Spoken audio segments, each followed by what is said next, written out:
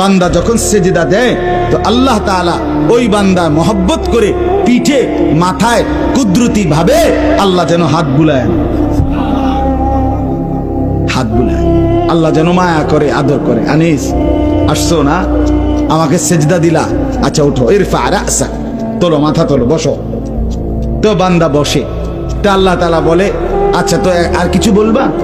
তো বান্দা বলে আত্তাহিয়াতু লিল্লাহ ওয়াসসালাওয়াতু ওয়াত-তাইয়্যিবাত। আল্লাহ বলে আচ্ছা আমার প্রশংসা করছো, ঠিক আছে, খুশি হলাম, আর কিছু?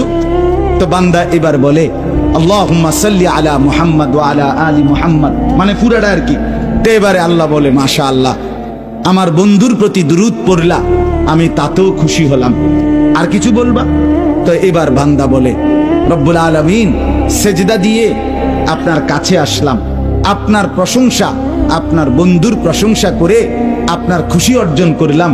এইবার আমার মূল চাওয়া আছে, আল্লাহুম্মা ইন্নী যালামতু নাফসি যুলমান কাসীরা, আমি না বড় বেশি নাফরমান মাওলা, আমার গুনাহ অনেক বেশি, আমার পাপ অনেক বেশি, আমি খুব বেশি গুনাহ করেছি, আর আপনি ছাড়া আমার মাফ করার কেউ নাই।